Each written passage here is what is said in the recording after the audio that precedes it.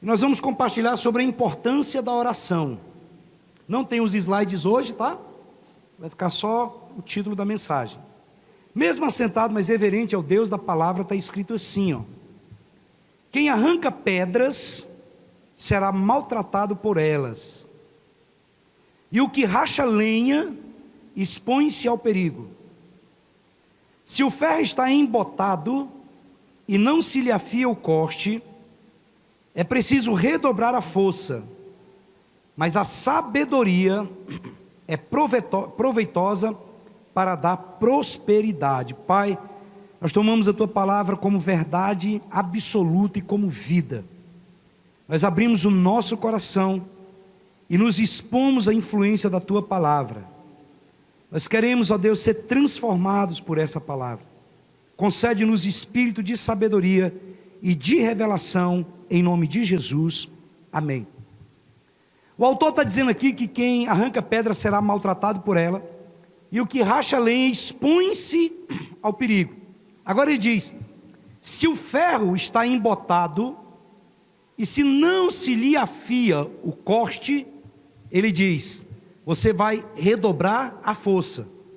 Em outras traduções diz, botar força dobrada, força multiplicada. E eu quero trazer isso aqui para o contexto de oração. E nós vamos compartilhar sobre a importância da oração. Eu não sei você, mas eu já tentei fazer algumas coisas com ferramenta cega. Esse tempo atrás eu fui capinar um lugar, limpar a frente de uma casa, e a enxada estava cega. E eu falei, poxa, eu não vou mexer com isso não, vou continuar. Só que você coloca muito mais força. Eu lembro de uma vez, eu vi um rapaz arrancando uma árvore, eu contratei ele para arrancar uma árvore, e ele pegou um machado lá, e o machado estava cego. Ele botou força demais, demais. Ele deu pancadas de maneiras multiplicadas, e ele não conseguia cortar a árvore, porque a ferramenta dele estava cega. As donas de casa, de uma forma bem simples, você já cortou tomate com a faca cega? Eu não estou falando aquelas facas de serrinha não, obrigado Dilson. Eu estou falando aquelas facas mesmo de corte. Você vai cortar e o tomate, você não consegue furar ele. Se você é como eu já fico meio assim impaciente, eu pego a faca e dou uma cutucada no tomate, e rasgo ele. Às vezes as pessoas pensam que amolar uma ferramenta é perda de tempo.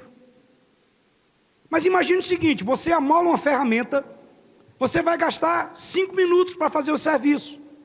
Se você não afiar a ferramenta, você vai gastar 10, 15, 20, e talvez ainda vai se machucar, e o serviço não fica bem feito. Algumas pessoas acham que não há necessidade de afiar. Eu vou dizer uma coisa, traga isso para o contexto de uma vida espiritual, de uma vida de oração. Quantas vezes que nós queremos resolver todas as coisas na força do nosso braço? Quantas vezes que nós estamos querendo decidir a nossa própria vida, o nosso destino, estamos querendo definir tudo, simplesmente tomando uma decisão, sem orarmos. Porque quando nós oramos, nós afiamos a ferramenta do Espírito, e nós podemos ouvir a voz de Deus a nos direcionar. Por quê? Porque se a nossa vida espiritual ela está cega, então nós podemos botar muita força para resolver algumas coisas que não demandaria tanto desgaste físico, emocional, financeiro e de tempo. Pastor da maior igreja do mundo, David Yong Cho, ele conta que ele acorda toda madrugada para orar, ele ora de 5 horas até 7 ou 8, todos os dias. Ele disse que houve um tempo na vida dele que quando aparecia alguns compromissos, algumas tarefas, ele encurtava o tempo de oração, ele ficava ansioso, E ele começava a orar, mas ele ficava pensando: eu tenho que falar com fulano, eu tenho que falar com ciclano, eu tenho que pagar aquilo, eu tenho que resolver aquilo. E ele dizia que ele abortava o tempo dele de oração. E ele disse que fez essa experiência várias vezes, quando ele ia para resolver os problemas. Ele disse que gastava a manhã todo, o dia todo, ficava para outro dia, e o trem embaçava totalmente. Ele começou a fazer um teste. Ele disse que às vezes que ele começava, que ele ia para o período de oração dele, e que ele ficava angustiado, com ansiedade para poder sair e fazer o que tinha que fazer. Ele começou a orar o período todo que ele tinha determinado diante de Deus. E ele disse que começou a perceber que quando ele ia nos lugares, ele disse que as portas se abriam. Ele disse que até mesmo quando ele chegava em determinado lugar, ele ia estacionar o carro, quando ele preocupado porque o trânsito, muita movimentação, ele disse que chegava, quando ele ia chegando em determinado lugar, alguém já saía no carro e ele entrava com o carro. Pessoas que iam complicar, irmãos, na oração do Pai Nosso disse: olha, não os deixeis cair em tentação, mas livra-nos do mal. Tem muitas coisas que nós não nos livramos dela porque nós não oramos, nós não afiamos o machado.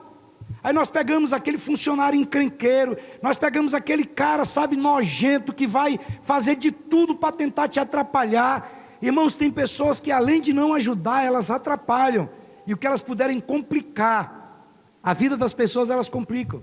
E o pastor David Yong Cho diz que começou a perceber no ministério dele, na vida dele, as coisas fluindo de maneira, sabe, mais fáceis, simplesmente porque ele insistiu em amolar o machado.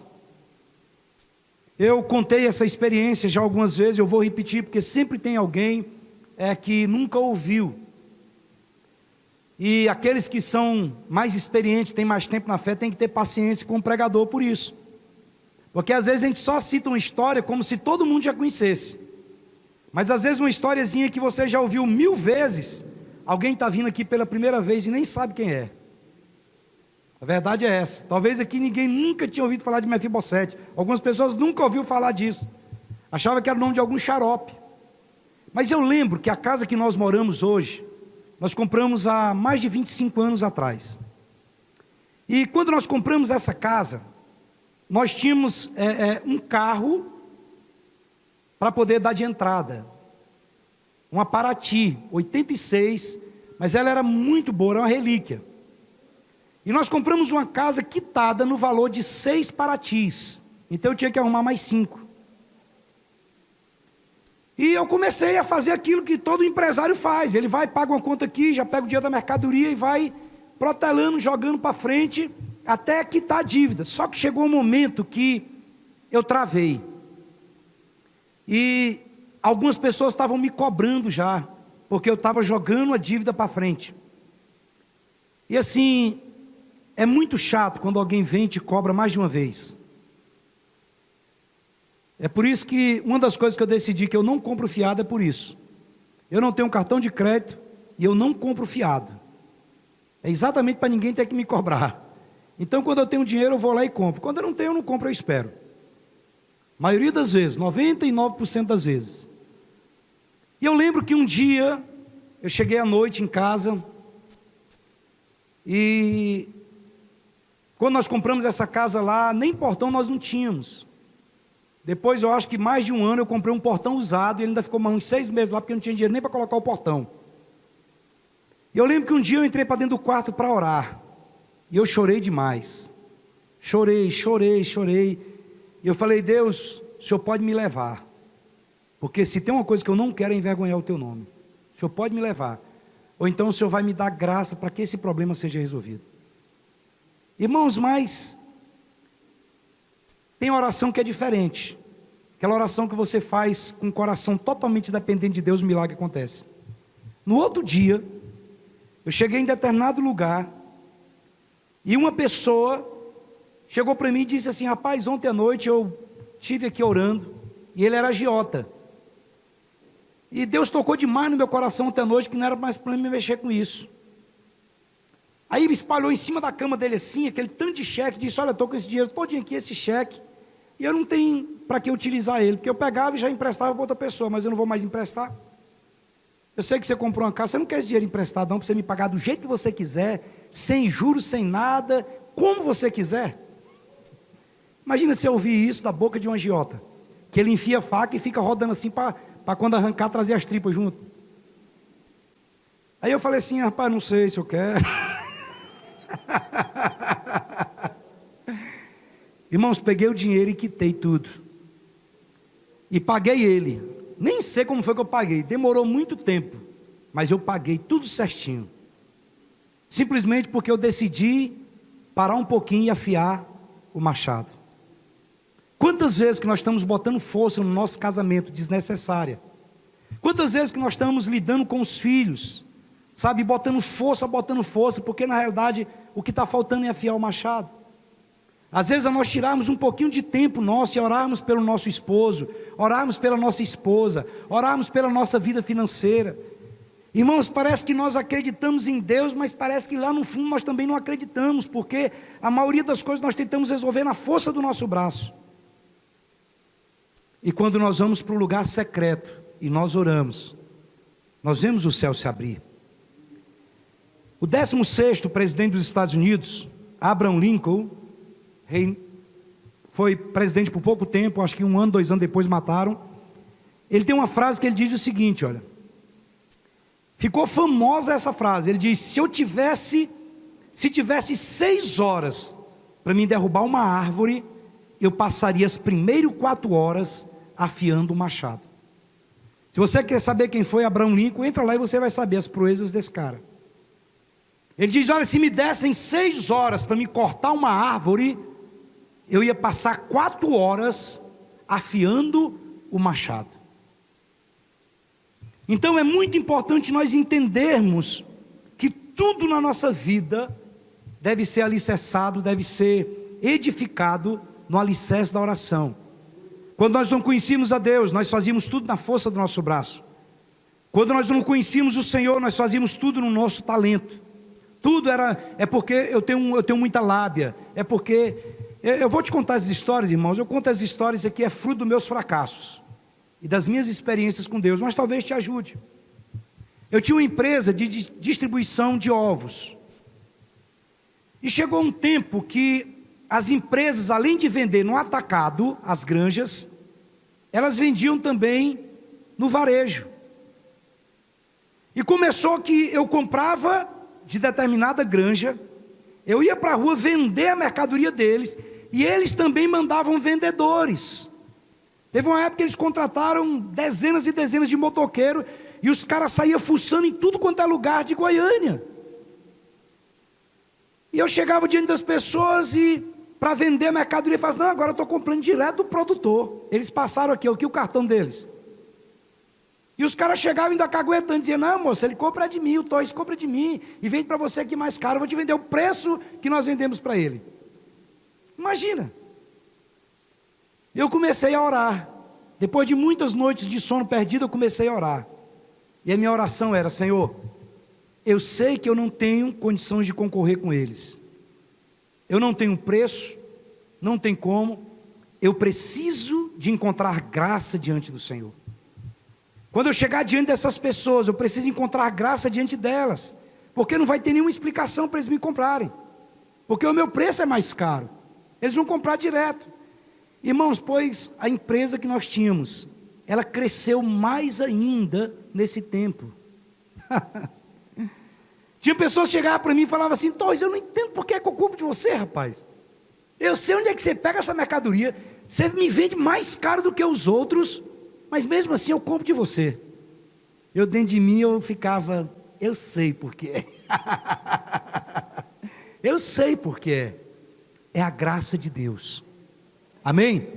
Às vezes você está pensando em fazer um curso, prestar um concurso, não sei, ir atrás de um emprego, mas talvez você se ache incapacitado, você acha que você não tem ninguém que pode te indicar. Existe uma série de obstáculos que tentam impedir você de conquistar o que você tanto sonha. Deixa eu te dizer uma coisa, aprenda a afiar o machado, aprenda a afiar o seu espírito através da oração, e você vai perceber portas se abrindo, sabe, vai perceber Deus trazendo direção, Deus colocando as mãos, sabe aqueles negócios que você diz assim, rapaz, não sei mais o que fazer, eu vou te dizer, nós precisamos colocar diante de Deus de oração, Nós precisamos colocar diante do Senhor, porque Ele faz. 1 Timóteo capítulo 2, verso 1, está escrito assim, eu vou correr porque senão não dá tempo. 1 Timóteo capítulo 2, verso 1, só escute, diz assim, olha: antes de tudo, pois, exorto que se use a prática de súplicas, orações, intercessões, ações de graça em favor de todos os homens. Aqui está o apóstolo Paulo, ele está instruindo um discípulo seu, chamado Timóteo, e ele vai ensinar para ele, e ele diz assim, olha, para começar, ele diz, antes de tudo, repita comigo, diga, antes de tudo. Ele diz, olha, antes de tudo. Esses dias eu vi, acho que foi o pastor Michel que falou para mim, de uma pessoa que diz que ele não abre o celular de manhã cedo quando ele acorda. Eu acredito que quase ninguém aqui faz isso também, né? De acordar, a primeira coisa que faz é olhar as mensagens. Aqui ninguém faz isso. Mas esse pastor lá disse que ele não pega no celular dele, enquanto primeiro ele não tem o tempo dele de oração. Porque ele diz que se ele abrir, ele começa a se envolver. Ele pega algumas coisas interessantes, ele passa mensagem para um, passa mensagem para outro, e ele vai ver, e quando vê, passou ali 15 minutos, 20 minutos, 30 minutos, não dá mais tempo. Então ele decidiu que primeiro ele vai orar, ele vai afiar o machado. Agora Paulo está dizendo para Timóteo aqui, ele está dizendo o seguinte, olha, antes de tudo, antes de você pregar, antes de você trabalhar, antes de você querer fazer isso, antes de você querer fazer aquilo, ele está dizendo, antes de tudo, pois eu te exorto a prática de súplicas, orações e intercessões em favor de todos os homens. O apóstolo Paulo está falando aqui sobre vários tipos de oração, oração de súplica, oração de intercessão, ele está falando sobre oração de ação de graça, ele está dizendo, antes de qualquer coisa, Timóteo, eu estou te orientando, você precisa orar, antes de sair para trabalhar, antes de você fazer qualquer coisa, primeiro você precisa orar. Então, às vezes, queridos, a oração não cabe nas nossas vidas, porque nós enchemos ela de muitas coisas. Às vezes a nossa agenda ela está tão cheia, nós temos tantos afazeres, tantos compromissos, que não existe espaço para nós termos o nosso período de oração. E nós precisamos redefinir a nossa agenda, a partir de priorizar a nossa vida de oração. Imagine que você sabe que a coisa mais importante que existe é algo. Você sabe que você precisa fazer isso aqui antes de tudo. É tolice você querer fazer as outras coisas para depois vir aqui. A oração foi colocada para nós como uma chave. Escute. Antigamente nos castelos medievais, existiam muitas celas, com muitos escravos, muitos prisioneiros. E não tinha como o carcereiro andar com a chave de todas elas. Então eles tinham aquilo que é chamado de chave mestra. Essa chave era uma chave que abria todas as portas de todas as celas. O Senhor nos deu a oração, no nome de Jesus, como chave, para ligar e desligar, para abrir e para fechar. Jesus disse, olha, aquilo que você ligar na terra será ligado no céu. E tudo aquilo que você desligar na terra também será desligado aonde? Nos céus. E quando nós pegamos as escrituras, nós vamos perceber que Jesus foi um homem de oração. Jesus é o meu padrão em todas as coisas. E Jesus orou muito. O apóstolo Paulo foi alguém muito usado por Deus, escreveu a maioria dos livros do Novo Testamento. E Paulo orou muito. Quando nós pegamos o livro de Atos, nós vamos ver o quanto que os discípulos também oraram. Por quê? Porque a oração é o princípio e é o alicerce de tudo aquilo que nós fazemos.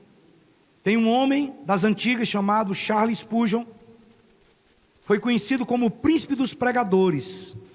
E Charles Spurgeon, ele tinha uma frase que ele dizia o seguinte, olha, nenhum de nós pode saber o quanto somos pobres em comparação com o que poderíamos ser se vivêssemos mais próximos de Deus através da oração. Olha que tremendo. Ele diz, olha, a pessoa não vai saber o quanto que a ferramenta dela está cega, o quanto que ela é pobre, se ela, fizesse uma comparação com alguém ou com ela mesma, se ela vivesse uma vida mais próxima de Deus através da oração. Sabe o que é que me alegra nas coisas dos céus? é que pode se converter um pobre e um bilionário. Pode se converter um branco, um de cor escura, pode se converter um inculto, um intelectual, mas para todos a ferramenta e a chave é a mesma, é a oração. É a oração. Nós temos acesso a Deus através de Jesus na oração. Eu vou ler alguns versículos para você, eu vou ler tudo no livro de Lucas, no Evangelho de Lucas, que fica melhor para você anotar e depois você dar uma lida. Escute, Jesus teve uma vida de oração. Agora perceba algo. Algumas pessoas têm a ideia errada de achar que Jesus fez o que fez porque ele era Deus. Não. Jesus, ele quando esteve na terra, ele teve como um homem. A Bíblia diz que ele, sendo Deus, não julgou com usurpação ser igual a Deus. Antes a si mesmo se esvaziou e assumiu a forma de servo, e foi fiel até a morte, morte de cruz. Quando Jesus esteve na terra, tudo aquilo que ele realizou, ele não realizou como Deus, ele realizou como homem, só que movido pelo Espírito, usando os dons do Espírito. E você vai perceber, porque é muito simples de entender isso. Jesus disse: olha, aquele que crê em mim, farão as obras que eu faço, e obras maiores farão. Se Jesus, quando esteve na terra, tudo que ele fez foi como Deus, seria errado, não seria justo ele dizer que qualquer um de nós poderíamos fazer aquilo que ele fez, se ele fez como Deus. Mas ele não fez como Deus, ele fez como homem. E olha a vida de oração de Jesus. Eu vou ler alguns textos para você. Lucas 3:21 diz assim: e aconteceu que ao ser todo o povo batizado, também o foi Jesus, e estando ele a orar, o céu se abriu. Jesus orou e o céu se abriu. Lucas capítulo 5, verso 15 e 16 diz assim: porém o que se dizia a seu respeito cada vez mais se divulgava, e grandes multidões afluíam para o ouvirem e serem curados de suas enfermidades. Ele, porém, se retirava para lugares solitários e orava. Irmãos, entenda algo, Jesus era alguém extremamente ocupado. A Bíblia diz que viam multidões para o ouvir pregar, viam multidões para serem ressuscitadas, para serem curadas. E o texto diz aqui, olha, ele porém, ele deixava todo aquele avivamento, ele deixava tudo aquilo, e ele se retirava para lugares solitários e fazia o quê? E orava. Lucas capítulo 6, versículo 12 e 3 diz assim: naqueles dias retirou-se para o monte, a fim de orar, e passou a noite toda orando a Deus. Eu não sei você, mas às vezes nós temos problemas e enfrentamos muitas dificuldades. Mas qual foi a última vez que nós nos retiramos e passamos a noite toda orando, até ver Deus fazer o que precisava fazer? E se você perceber no versículo 13, diz que quando amanheceu o dia, ele chamou para si os seus discípulos, chamou entre todos eles e escolheu os 12. Olha só, Jesus tinha uma decisão para tomar, e Jesus então ele passou a noite toda orando, pedindo a Deus a direção. E o texto diz que quando amanheceu o dia, está aí no versículo 13 de Lucas 6, e quando amanheceu chamou a si os seus discípulos e escolheu 12 entre eles, os quais também deu o nome de apóstolos. Jesus, quando ele ia decidir alguma coisa, ele ia para a oração. Lucas capítulo 9, verso 18 diz assim, olha: estando ele orando à parte, achavam-se presentes os discípulos a quem perguntou: quem diz, estando ele orando à parte, quem diz as multidões que sou eu? Jesus estava fazendo o quê? Ele estava orando à parte. Lucas capítulo 9, versículo 28 e 29 diz assim: cerca de 8 dias depois de proferidas estas palavras, tomando consigo a Pedro, João e Tiago, subiu ao monte com o propósito de orar. Jesus ele foi para o monte para fazer o quê? Orar. Escute, tem muitas pessoas que podem e gostam de ir para monte orar. Eu sou um deles. Mas não existe nada de diferente entre você orar lá no monte e você orar num lugar secreto. O que nós precisamos é ter um lugar tranquilo para nós podermos orar. Não interessa se é no monte, se for no monte, legal. Se não der no monte, você vai fazer o seu próprio monte. E o texto diz que ele chama os seus discípulos E ele então, subiu ao monte com eles com o propósito de orar. Ele não foi com o propósito de conversar, ele não foi com o propósito de ficar com resenha, não, irmãos, olha, eu conversei quinta-feira, eu estava aqui no Monte do Foguinho, eu conversei com um rapaz que está lá desde janeiro, e ele disse para mim, falou, olha pastor, se a gente não tiver cuidado, a gente fica um ano aqui em cima do monte e não lê a Bíblia e nem ora. Tem que ter cuidado. Jesus subiu com o propósito de orar. E preste atenção, chegar em casa você lê Lucas 9, versículo 29, diz que ele teve uma experiência sobrenatural. O texto diz que enquanto ele orava, a aparência do seu rosto se transfigurou e as suas vestes resplandeceram de brancura. Então, Jesus estava orando. Escute, as maiores experiências que nós vamos ter com Deus são em períodos de oração. Essa semana eu estive conversando com o mais novo discípulo que o Senhor me deixou para cuidar, e ele falou, rapaz, na quinta-feira eu entrei num nível de oração. Ele não é pessoa que tem o entendimento que eu tenho. Ele disse, olha, eu orei, e ele disse, olha, eu percebi no outro dia que sumiu uma verruga grande na minha virilha e um caroço que eu tinha na cabeça. E ele ainda olhou para mim e falou assim, será que foi coincidência? Isso é jesuicidência. É jesuicidência. Depois você pega o testemunho do Rodolfo Abrantes lá no Danilo Gentili, é 8 minutos, e ele fala, quando ele converteu, ele tinha com certeza um câncer no estômago e o corpo cheio de caroço. E depois de um período de oração, ele amanheceu o dia, foi no banheiro e tinha sumido tudo. As maiores experiências que nós temos com Deus é em períodos de oração. Agora, escute, nós não vamos para um período de oração, para o nosso lugar secreto, buscar experiência, não. Irmãos, eu já fiz muito isso. Eu já fui para monte, eu já fui para vigília, na Deus é amor, na Jesus é amor, na Cristo é amor, em tudo quanto é lugar que você imaginar. E os caras falavam, não, para você ser batizado no Espírito Santo, você tem que ficar falando, e eu ficava, bala house, e ele falou assim, não, você não foi batizado porque você não ficou dando glória, tem que ficar dando glória. Eu ficava, glória, e nada. Tá só rindo, né, Neto? E os caras diziam, ó, faz isso, faz aquilo, e o pior não é isso, irmãos, e o pior de tudo é quando você está buscando, jejuando para ser batizado no Espírito Santo, e de repente você convida um miserável para ir do seu lado, o cara não sabe nada de Jesus, não sabe nada de Bíblia, e o raio vai e cai na cabeça dele, ele começa, e o cara é batizado no Espírito Santo, você fica ali chupando o dedo, você fala, rapaz, Jesus não gosta de mim não pode negócio desse. Eu já fui muito, irmãos, atrás de experiência. Eu não condeno ninguém que vá, mas quando o tempo vai passando, nós entendemos que nós vamos orar, nós vamos buscar ao Senhor, não para ter experiência com Ele, mas para ter relacionamento com Ele. Você imagina alguém que toda vez que ele vai conversar contigo, ele fica igual criança, pai que trabalha fora, toda vez que chega a criança fala, pai, o senhor trouxe alguma coisa para mim? Pai, o senhor trouxe isso para mim? Pai, o senhor trouxe aquilo para mim? E às vezes, dependendo do presente que o pai dá para ele, da outra vez que o pai chegar, ele nem vai lá no pai, porque ele está tão intestido jogando ou fazendo qualquer coisa com um brinquedo. Muitas vezes nós esquecemos de Deus porque nós ganhamos alguns brinquedos dele e nós não damos moral. Escute, nós não vamos buscar ao Senhor por causa de experiência ou porque nós queremos uma bênção, não. Nós vamos nos relacionar com Ele. E à medida que nós nos relacionamos com Deus, aí consequentemente a experiência vem. O texto diz que Jesus está no monte orando, de repente, irmãos, olha, enquanto ele orava, a aparência do seu rosto se transfigurou e as suas vestes resplandeceram de brancura. Você consegue entender o que eu estou te dizendo?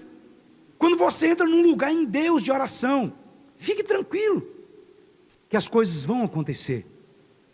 Eu lembro do apóstolo Paulo quando converteu. O apóstolo Paulo quando converteu, o texto diz que Jesus aparece para ele, e ele cai no chão, e fica cego. E ele começou um jejum de 3 dias. E quando ele estava orando, o texto diz que um anjo aparece para Ananias. Aparece e diz assim, olha, presta atenção, vai lá na rua tal, e lá tem uma pessoa que está orando, ele chama Saulo de Tarso. Você vai lá e impor as mãos sobre ele, porque nesse exato momento ele está orando, e ele está tendo uma visão. Ele está vendo um homem chegando lá e colocando as mãos sobre ele, ele voltando a enxergar. Irmãos, olha que tremendo isso aqui. Uma pessoa está de joelho orando, jejuando, buscando a Deus, e de repente a Bíblia diz que os anjos do Senhor são espíritos ministradores em favor daqueles que vão herdar a salvação. De repente o anjo vai lá numa pessoa que está prontificada para ser resposta de oração e diz: olha, vai lá no lugar tal que tem uma pessoa de joelho, e ele está tendo nesse exato momento de oração, ele está no devocional dele, ele está tendo uma visão, e ele te vê chegando lá e colocando as mãos. Dito e feito, ele chega lá, Paulo está orando, ele fala: Paulo, coloca a mão, Paulo volta a enxergar. Eu estou resumindo para você, e a Bíblia diz que ele é batizado. Eu acredito que era batismo do Espírito Santo, e ele foi cheio do Espírito Santo naquele exato momento. Consegue entender um tanto que isso é forte, irmãos? No momento que nós estamos orando, eu lembro lá na Fama, uma pessoa estava vindo para o culto, e o Espírito Santo falou para ele, falou: olha, entra no banco e saca tanto. Ele falou: é para quê? Ele falou assim: saca, você vai abençoar uma pessoa que está orando e pedindo esse valor para mim. Ele descolocou no bolso, e ele falou assim: mas quem é? Eu não sei quem é. Ele falou assim: fica tranquilo, na hora que você chegar eu te mostro. Ele disse que quando desceu do carro, que ele foi chegando, ele viu uma senhora, e ele chamou e disse: olha, eu não sei porquê, a senhora me desculpe, mas Deus mandou te entregar isso aqui. E a mulher caiu em choro, em prantos, porque era exatamente o que ela tinha orado ao sair de casa, pedindo a Deus. Você consegue entender essa sintonia? Nós tivemos alguns missionários americanos lá na igreja, há muitos anos atrás, e eles contaram que quantas vezes que eles sentavam ao redor da mesa, e não tinha nada para comer, e eles davam as mãos e oravam, e quando terminavam de orar, alguém chegava e dizia: pastor, eu passei nesse mercado e senti o desejo de comprar isso aqui, eu trouxe para o senhor, não sei nem se o senhor está precisando. Depois olha a biografia de um homem chamado George Miller. Ele tinha um orfanato, e ele cuidava de milhares de crianças órfãos, e ele conta no livro dele, George Miller, biografia de George Miller, depois você procura e vai ver. Ele diz que muitas vezes ele pegava as crianças lá, na hora do café da manhã, e começava a orar, e não tinha comida, ele começava a orar: Deus, eu te agradeço por esse alimento, o Senhor é o pai dos órfãos, ele foi conhecido como pai dos órfãos também, e o Senhor é Deus, e eu te agradeço em nome de Jesus. Ele conta que isso aconteceu muitas vezes. Ele diz que quando terminava de orar, batia alguém na porta: seu George Miller, pastor George Miller, nós estávamos indo levar pães, leite, biscoito lá para a rainha, não sei para quem, e só que ficou um pouco queimado, e eles são muito exigentes, e nós queríamos trazer aqui para o orfanato. Aí descia aquele caminhão de leite, caminhão de comida, almoço, do mesmo jeito. Quantas vezes que George Miller, um dia, um bilionário chegou para ele, e disse: olha, Deus mandou eu dar uma oferta para o senhor pode falar o valor, que eu vou preencher o cheque. E ele conta na biografia dele que ele nunca disse o valor para ninguém. Ele só olhou para o homem e disse: se foi Deus que falou para você, ele também sabe o valor. Ah, não, o senhor não vai falar. Não vou falar, porque se Deus mandou, ele sabe, você sabe o valor, ele vai te dizer o valor. Ele diz que às vezes a pessoa ia embora zangado, mas depois voltava e preenchia, e quando preenchia o cheque, era exatamente o valor que ele havia colocado diante de Deus. Ele tem uma agenda de oração, de pedidos de oração e de respostas de oração. Por quê? Porque a oração move os céus. Lucas capítulo 11, verso 1 diz assim: de uma feita estava Jesus orando em certo lugar, e quando terminou, um dos seus discípulos lhe pediu: Senhor, ensina-nos a orar, como também João ensinou aos seus discípulos. Irmãos, Jesus tinha um nível de oração tão forte, que as pessoas que andavam com ele, os discípulos dele chegavam e diziam: Senhor, nos ensine a orar. Jesus, ele não falava somente de oração. Jesus, ele tinha uma vida de oração. Lucas capítulo 22, versos 45 e 46, está escrito assim: levantando-se da oração, e foi ter com os discípulos, e disse-lhe: por que estáis dormindo? Levantai-vos e orai, para que não entreis em tentação. Então, Jesus, ele teve uma vida de oração. E eu fico pensando, irmãos, Jesus tinha o nível de vida que tinha, e nós conhecemos. Jesus era bem sucedido. Jesus, ele atendia milhares de pessoas. E quantas vezes que nós dizemos que nós não oramos porque nós não temos tempo? Talvez nós não tenhamos prioridade. Já falei aqui de um livro de um autor chamado Bill Hybels, e o título do livro é Ocupados Demais para Deixar de Orar. Então Jesus, ele teve uma vida de oração, e é muito importante nós entendermos isso. Às vezes nós queremos ter o que determinadas pessoas alcançaram em Deus, mas nós não estamos dispostos a orar e nos colocar diante de Deus como elas se colocaram diante de Deus. Quando nós olhamos também na Bíblia, os apóstolos, Atos capítulo 1, verso 14, diz assim, a vida de oração dos apóstolos: todos estes perseveravam unânimes em oração com as mulheres. Olha, preste atenção. Com Maria, mãe de Jesus, e com os irmãos dele. Olha só, irmãos. O texto diz que os apóstolos perseveravam unânimes em oração. E também todas as mulheres estavam lá junto com Maria, mãe de Jesus. Ela também era uma mulher de oração. E o texto diz que também os irmãos dele, os irmãos de Jesus, estavam ali perseverando em oração. Atos capítulo 2, no verso 42 diz: perseveravam na doutrina dos apóstolos, na comunhão, no partir do pão e em quê? E nas orações. Eles perseveravam nas orações. Olha aqui para mim, deixa eu te dizer algo. Perseverar não é algo espontâneo, com o coração cheio de vontade. Perseverar é uma disciplina que nós vamos nos dedicar e insistir em fazer. Imagine o seguinte: você não vai acordar todo dia com muita vontade de orar. Não, porque hoje eu vou orar. Eu vou orar. Pelo menos eu sou assim. Tem dia que eu amanheço e eu quero orar. Irmãos, tem dia que eu não dou conta, eu não consigo. Mas eu vou para o lugar que eu tenho que orar e eu fico ali, pelo menos um bom tempo. Mesmo que eu não ore, eu estou ali. Eu estou ali com a canção, eu estou ali orando em outras línguas, eu estou ali fazendo alguma coisa. Mesmo que eu não flua da maneira que normalmente acontece. Mas o texto diz que eles perseveravam, é uma disciplina. Escute. Vai ter dia que você não vai dar vontade de orar. E escute o que eu vou te dizer, já disse isso outras vezes. Quanto mais nós oramos, mais vontade nós temos de orar. Quanto menos nós oramos, menos vontade nós temos de orar. Quando a pessoa diz assim, não, porque eu não estou com vontade de orar, é porque ela não está orando. Mas eu não tenho vontade de orar, é porque não. Quanto mais eu oro, mais vontade eu tenho de orar. É importante, é muito importante você desenvolver essa rotina de oração. É mais ou menos igual ir para a academia. Quando, não sei você, mas alguém que quer emagrecer, quer fazer uma caminhada, quer treinar, se você arrumar alguém para ir com você, você vai longe. É por isso que a Bíblia diz que é melhor serem dois do que um. Porque às vezes duas pessoas combinam de ir na academia. Aí um dia um chega lá e fala assim: ô Estevão, vamos na academia. O Estevão fala: não, moço, eu estou cansado, hoje não vou. Eu falo: não, você vai. Você falou que nós íamos fazer junto, vamos. Aí o Estevão vai comigo. Aí no outro dia o Estevão fala assim: ei pastor, vamos lá. Eu falo: não, Estevão, hoje eu não vou. Não, senhor, o senhor me obrigou a ir aonde, hoje você vai também. E na oração do mesmo jeito. Tem um texto em Atos capítulo 3, verso 1, que diz que Pedro e João subiam ao templo para a oração da hora nona. Escute, arrume um companheiro de oração. Arrume uma amiga que pode orar com você. Às vezes você pode fazer uma caminhada que é ao redor da praça e ao mesmo tempo orando. Você pode tirar uma hora de ginástica, vai fazer bem para o seu físico, e ao mesmo tempo você vai estar orando. O que você precisa é exatamente desenvolver essa rotina de oração. Olha aqui para mim, deixa eu te dizer algo. Encontre um jeito, porque senão você vai passar a sua vida todinha arrumando desculpa. Atos capítulo 10, verso 9, diz assim, olha: no dia seguinte, indo eles de caminho, e estando já perto da cidade, subiu Pedro ao telhado por volta da hora sexta, a fim de orar. Você consegue entender o que é isso aqui?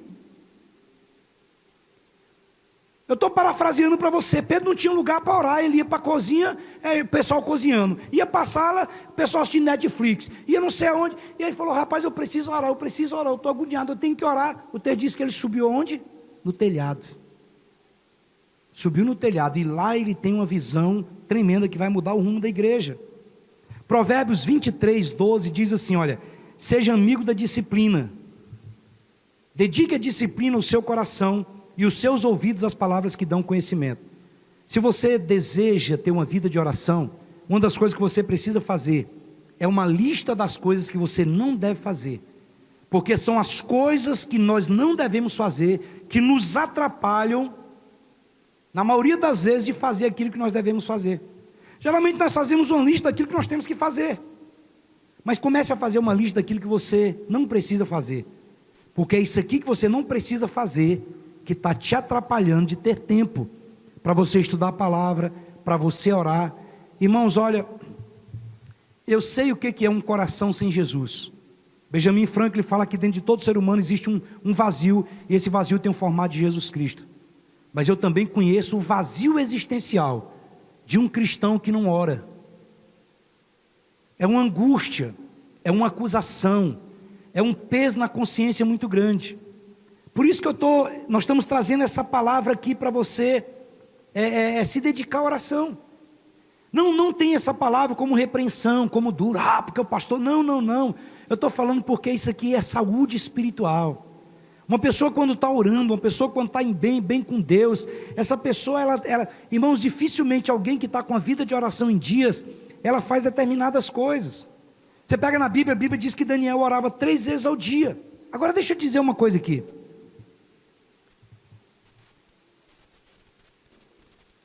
Cada pessoa tem um jeito. Daniel orava 3 vezes ao dia. Talvez você não tenha costume de orar. Aí amanhã você ouviu essa palavra e fala assim, não, agora eu vou orar. Amanhã você espoca os céus de oração amanhã. Espoca é bom, hein? É lá do Maranhão. Aí você vai orar 5 horas. Talvez você não tenha tempo para isso. Talvez, olha, comece devagar, mas seja disciplinado. Ore 5 minutos. Acorda 5 minutos mais cedo e faz uma oração, irmãos. Eu vou te dizer algo, eu perdi muito tempo da minha vida querendo me comparar e imitar os outros. Eu lia lá, porque o Watchman Nee, ele ora assim. Primeiro ele fica 10 minutos adorando, depois ele fica 10 minutos orando em línguas, depois ele fica meia hora fazendo não sei o quê. E eu tentava fazer aquilo e eu não dava conta. Quantas vezes eu já cheguei, eu já falei isso aqui uma vez. Tem um rapaz que eu vou num lugar orar aí, no monte orar, e esse cara magrinho, miudinho, rapaz, ele chega, ele bate o joelho, Marcos André, acho que viu ele lá. Rapaz, o cara, ele só ajoelha assim, segura na árvore, e ele fica ali, Neto, 1 hora, 2 horas, 3 horas, 4 horas, e eu vou me moendo de inveja, de raiva, e eu falo, miserável, levanta, eu já começo a orar, Senhor, levanta esse cara, em nome de Jesus, bota fogo no joelho dele, porque eu falo, rapaz, aí eu vou tentar orar igual ele, aí eu fico de joelho também, irmão, quando dá 15 minutos, dói as costas, dói o rim, dói o fígado, dói as tripas, eu não dou conta de orar igual ele. Eu gosto de orar andando, eu fico ali o tempo que for necessário andando. Sabe, tem pessoas que gostam de orar deitado. Deixa, pastor, mas vai orar deitado e dorme. Eu já falei isso, irmãos. Qual é o pai que se preocupa com o filho que dorme no seu colo? Deixa eu te dizer uma coisa, cada um tem de um jeito, cada um vai fazer de um jeito. Encontre a melhor forma de você buscar ao Senhor do seu jeito, irmãos. Não é porque um fulano tem a disciplina e ele tem um jeito dele, não, primeiro eu gasto meia hora adorando, depois eu gasto meia hora fazendo isso. É bom você ter algum rumozinho assim, mas comece a encontrar o seu jeito. De repente você flui muito mais se você procurar saber como é que você mesmo vai fluir diante de Deus. Talvez você comece com algumas canções, talvez depois você quer orar em outras línguas, talvez depois você quer fazer oração de guerra. Encontre o seu jeito, o importante é orar. Pastor, mas só 5 minutos resolve? É melhor do que nada. Primeira semana você ora 5 minutos, aí depois na segunda semana você ora 7, na terceira semana você ora 10 minutos, na outra semana você ora 15, 20, talvez vai chegar um momento que você vai estar orando 1 hora, 2 horas, 3 horas, e a coisa de maneira natural. Agora, mesmo que você comece devagar, seja disciplinado e seja constante. Às vezes tem pessoas que falam assim, porque tem que fazer exercício pelo menos 4 vezes por dia. Se fizer só 2 vezes não adianta. Eu acho que é melhor do que não fazer. Porque se não for para me orar todo dia, 1 hora eu não oro. É melhor você orar 5 minutos do que você não orar nada. Consegue entender o que eu estou te dizendo? Irmãos, Deus nos conhece. E nem todo mundo vai ser alguém de oração, que vai orar demais, que vai, sabe... Às vezes tem pessoas que vão orar só por gasto, mas ore. Eu vi uma história de um homem chamado Seu Zé, que ele ia todo dia, meio-dia, para o prédio da igreja. Seu Zé é um homem muito simples, da roça, e o Seu Zé chegava lá, e ele fazia uma oração rápida, ligeiro, sabe aquelas orações mesmo, ligeiro? E um dia, o pessoal que trabalhava lá na igreja, a igreja muito grande, chegou para ele e perguntou, e falou, seu Zé, o que o senhor vem fazer aqui todo dia, meio-dia? Porque o senhor entra aqui, o senhor ajoelha e sai rapidinho. Ele disse, eu venho orar. Ah, mas orar daquele jeito, o senhor chega rapidinho e já vai orar. Ele disse, não, eu chego e digo assim, oi Jesus, eu sou o Zé e eu vim aqui te visitar. E eu estou indo embora.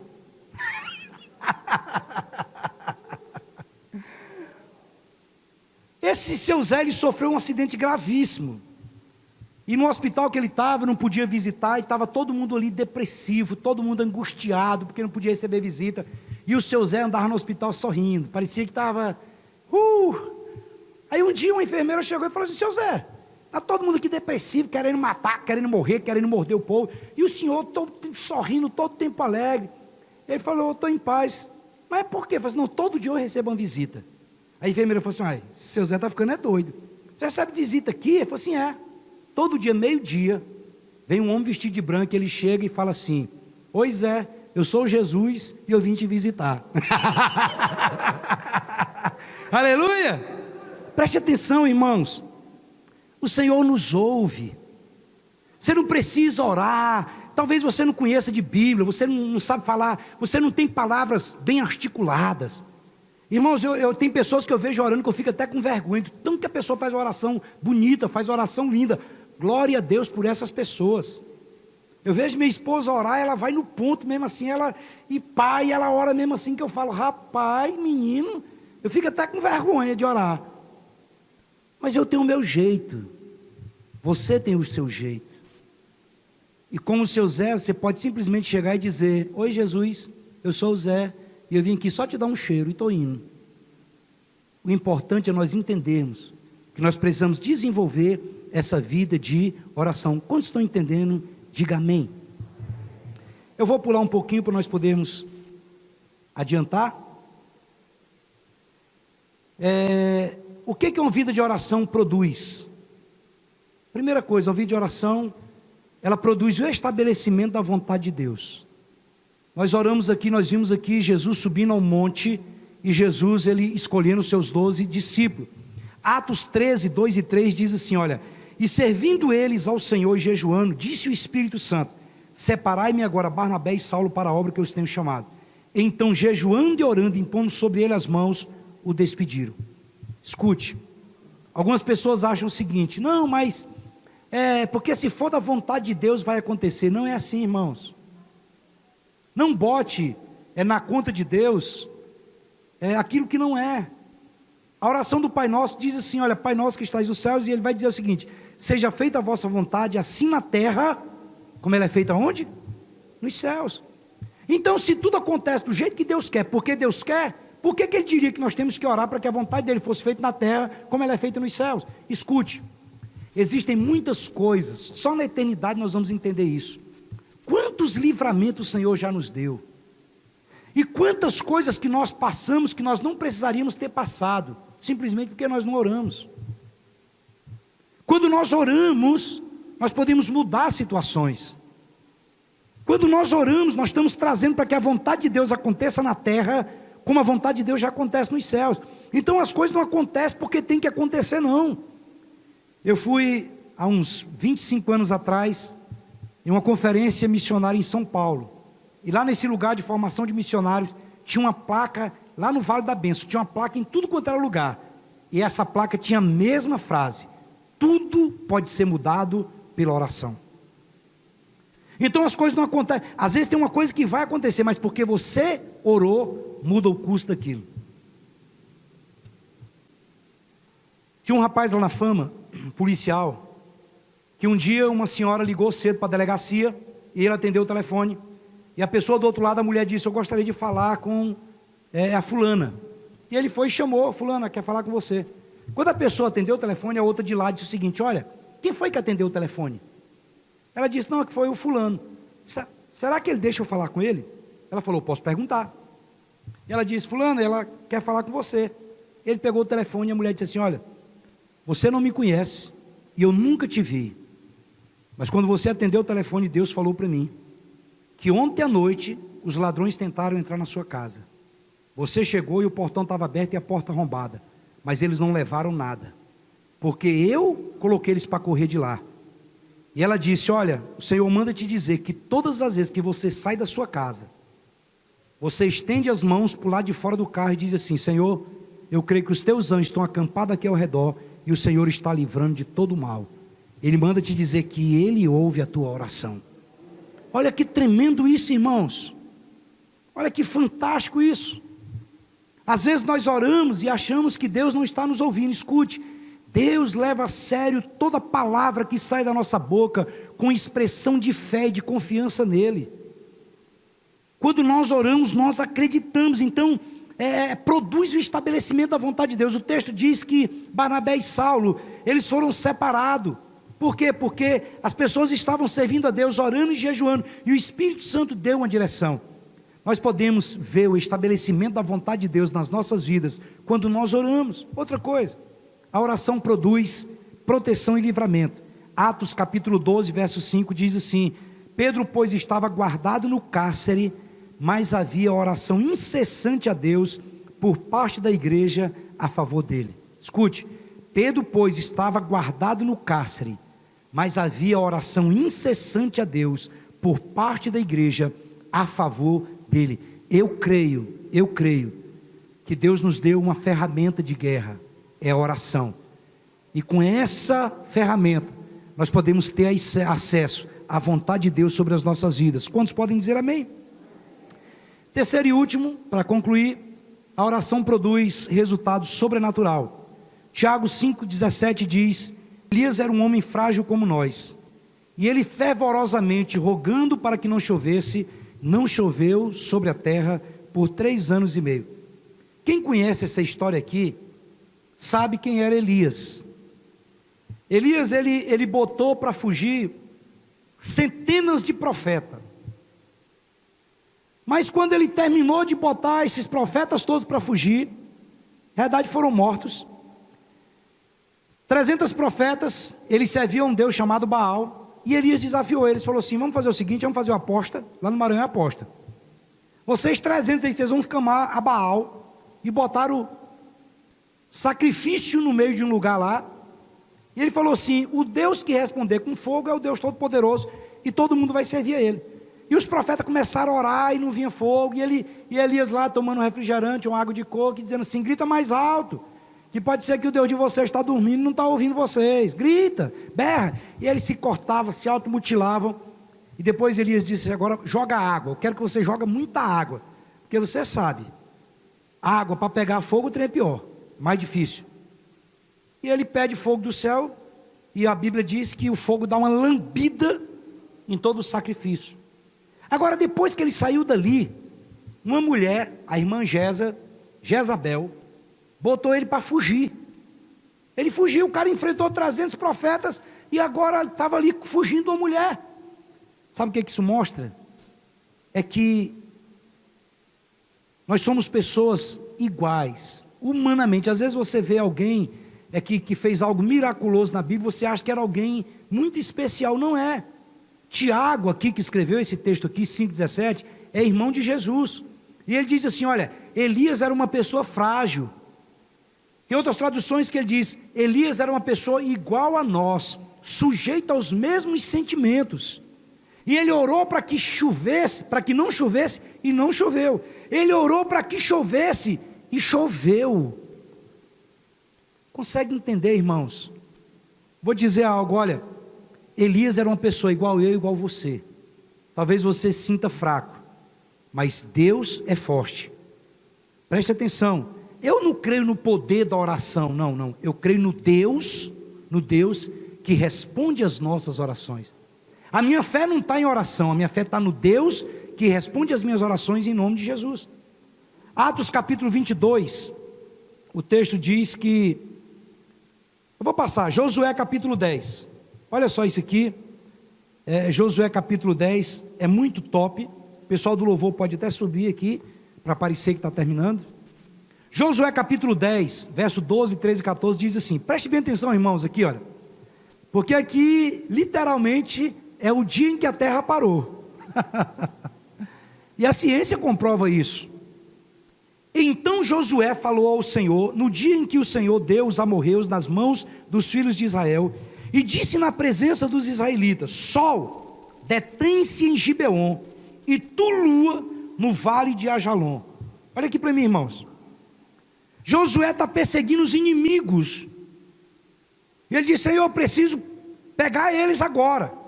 E o texto diz que ele ora, dizendo assim: Sol, para. E a Bíblia diz que o sol parou. A Bíblia diz lua, ele diz: lua, quieta. Verso 13 diz assim, olha: e o sol se deteve e a lua parou, até que o povo se vingou de seus inimigos. Isso não está escrito no livro de Géser? O sol, pois, se deteve no meio do céu e não se apressou a pôr-se quase um dia inteiro. Irmãos, o sol ficou ali, olha, preste atenção. E se você olhar isso aí na ciência, eles dizem que houve um dia em que a Terra de fato parou. E houve uma mudança até na rotação da Terra, se eu não me engano. Olha o que diz o verso 14. E não houve dia semelhante a este, nem antes nem depois dele, ouvindo o Senhor assim a voz de um homem, porque o Senhor pelejava por Israel. Por meio da oração, nós geramos resultados desejáveis. Escute, talvez na força do seu braço, você vai conseguir fazer a sua empresa crescer. Talvez com muito esforço, com muito trabalho, você consiga comprar uma casa própria, um carro, restaurar o seu casamento. Talvez com muito tratamento você consiga cura para alguma coisa. Você vai conseguir passar num curso ou num concurso, talvez se esforçando demais. Agora preste atenção. Nós podemos nos esforçar e fazer tudo isso, mas entendendo que quando nós colocamos diante de Deus em oração, pode existir uma aceleração profética. Aquilo que eu iria gastar um ano para resolver, Deus pode colocar as mãos em uma semana a coisa resolver. Ah, porque 2020 já acabou. Ei, 2021 Deus pode fazer valer por 10 anos, por 15 anos, por 20 anos. Podem ter conquistas sobrenaturais, porque Deus é Deus. Que nós precisamos entender que tudo deve ser alicerçado, edificado no alicerce da oração. O conselho de Paulo para Timóteo é: antes de tudo, eu vou te dizer algo aqui, talvez você fique até meio assim, mas olha, não orar é desobediência a Deus, porque você vai ver várias expressões na Bíblia, dizendo que nós temos que orar sem cessar. Você vai ver o tempo todo Jesus orando, os apóstolos orando, e sempre nós sendo exortados a orar. Você não precisa me responder, você pode orar individual, arrume o seu lugar. Aquele livrinho nosso do discipulado, ele tem 2 capítulos, voltado para o tempo devocional, para o tempo de leitura da Bíblia, para o tempo de oração. Irmãos, aquele livro é um espetáculo. Olhe lá. Para você ter uma vida de oração, você precisa definir um horário, definir um local. Lá dá todas as dicas para você fazer isso, e a sua vida vai ser completamente alterada. Agora preste atenção. Se o homem mais rico do mundo dissesse para você: olha, o meu segredo é oração, o que você faria? Se o homem mais inteligente do mundo dissesse para você: olha, a fonte da minha sabedoria é oração. Se a pessoa que tem mais unção no mundo dissesse para você: rapaz, a única coisa que você precisa é orar, porque você vai ver as coisas acontecerem. Sabe, se algum médico dissesse: olha, a cura para qualquer doença que você tenha é a oração, o que você faria? Agora o próprio Deus falou para nós, o próprio Jesus, ele disse: olha, buscai pois em primeiro lugar o reino de Deus e a sua justiça, e todas as outras coisas vos serão acrescentadas. Jesus nos ensinou como orar. E eu vou dizer algo para você: olha, você pode mudar o curso da sua vida, se você entender isso. 1 Tessalonicenses 5,17 diz: orai sem cessar. Salmo 127, versículo 1 e 2 diz que se o Senhor não edificar a casa, em vão trabalham os que a edificam. Se o Senhor não guardar a casa, em vão vigia a sentinela. Ele diz: inútil vos será levantar de madrugada, repousar à tarde, comer o pão que penosamente granjeastes. Aos seus amados ele dá enquanto dorme. Receba agora esse versículo, nós vamos orar. 1 Pedro 3,12 diz assim: porque os olhos do Senhor estão sobre os justos, e os seus ouvidos atentos às suas orações. mas o rosto do Senhor é contra todos aqueles que fazem o mal. Quantos podem dizer amém? Amém. Glória a Deus. Deixa eu te dizer algo. Se você tem o dom de línguas, ore em outras línguas. Mais de 80% do meu tempo eu oro em outras línguas, porque às vezes eu não consigo, sabe, a cabeça não consegue focar nas coisas, nas pessoas. Eu começo então a orar em outras línguas. O apóstolo Paulo diz que quando nós oramos em outras línguas, o nosso espírito de fato ora, mas a nossa mente fica infrutífera. Ele diz: eu orarei então com o meu espírito e com a minha mente. O que é que geralmente eu faço? Isso aqui é só para você ter uma noção, você tem que fazer do seu jeito. Geralmente eu fico pensando em alguém ou em alguma situação e começo a orar em outras línguas. A oração em línguas, ela tem vários benefícios. Por exemplo, a oração em línguas, ela te dá força para vencer a carnalidade. Paulo diz: andai no Espírito, jamais satisfarei os desejos da carne. Outro benefício da oração em línguas é que nós oramos a vontade de Deus para a nossa vida. Consegue entender isso? Eu não vou abrir os textos para você porque não tem tempo, mas na eternidade passada, o Pai, o Filho e o Espírito Santo, a Bíblia diz que eles já sabem tudo o que vai acontecer conosco, tudo que tem preparado conosco. E quando nós oramos em outras línguas, a Bíblia diz que nós não oramos como convém, mas que o Espírito Santo intercede por nós com gemidos inexprimíveis.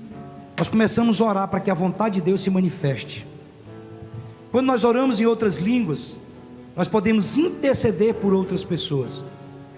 Quantas pessoas que têm livramento, e nós também temos livramento, porque nós começamos a orar em outras línguas. A Bíblia diz que quando nós oramos em outras línguas, a nossa fé cresce. Ai, pastor, mas eu achei que a fé crescia somente pela palavra. A fé cresce de 3 maneiras. Romanos 10:17 fala que a fé vem pelo ouvir e ouvir a palavra de Deus.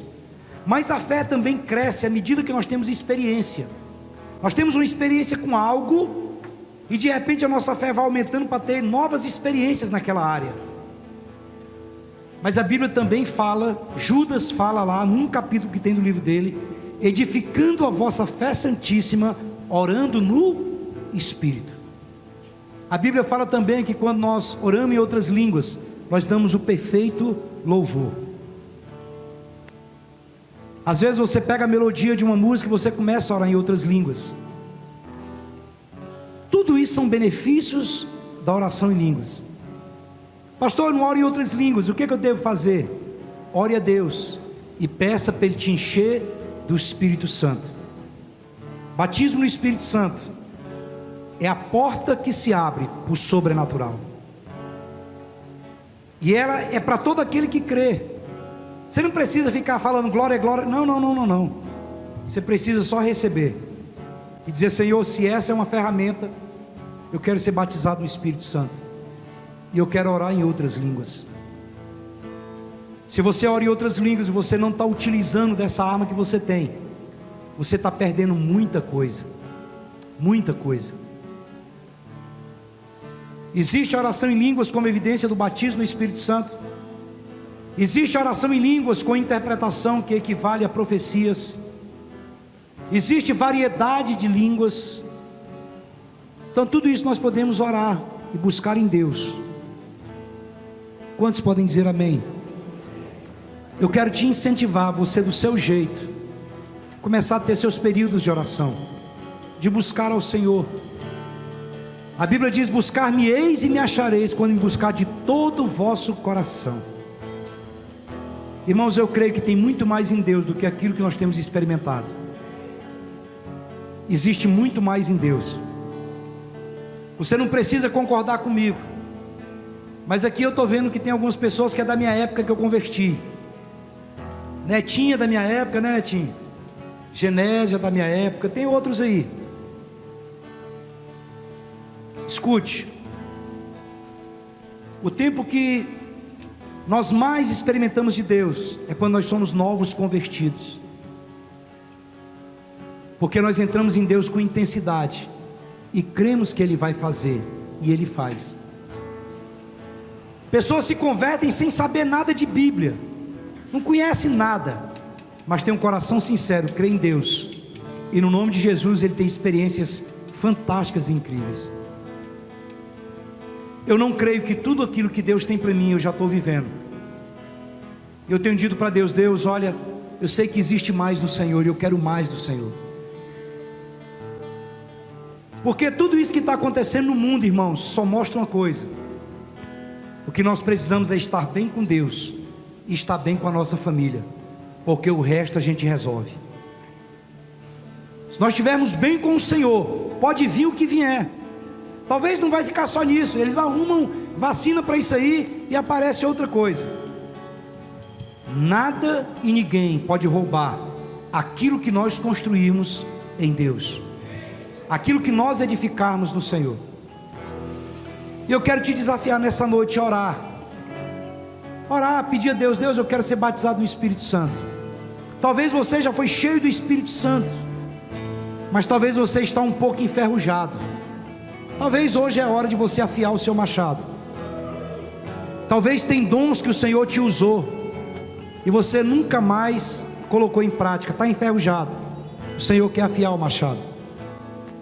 Talvez você precise de um milagre, de uma cura, de um suprimento. O Senhor nos ouve, Ele nos ama, e tudo isso por causa de Jesus. Quantos podem dizer amém? Se coloque de pé, por gentileza.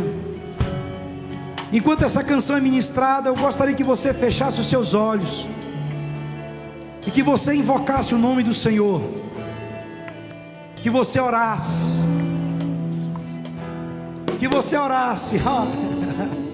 Olha aqui para mim, eu vou falar algo para você que eu falei há um tempo atrás. Aqui. Eu já andei muito de moto, e eu não sei se isso é verdade ou não, mas quando eu comecei a andar de moto, um dia eu cheguei com a moto lá no mecânico, e a minha moto estava muito lerda, a moto não andava, ela ficava embuiando, e o cara falou para mim assim, olha, você precisa dar uma descarbonizada na sua moto. Eu falei: que diacho é isso, menino? Ele falou: você precisa botar ela num retão e dar uma acelerada, porque tem demais, óleo demais aí no escapamento, tudo quanto é lugar. E eu falei: e é? Ele falou assim: é. Rapaz, e ele deu essa descarbonizada na minha moto. Quando ele me entregou ela, irmãos, que eu fui acelerar, eu saí andando de uma roda, tão leve que a moto estava. Deixa eu te dizer uma coisa, eu quero te desafiar nessa noite a você dar uma descarbonizada espiritual. Talvez as suas veias espirituais estejam entupidas, e você pode nessa noite desentupi-las em nome de Jesus. Quantos podem dizer amém?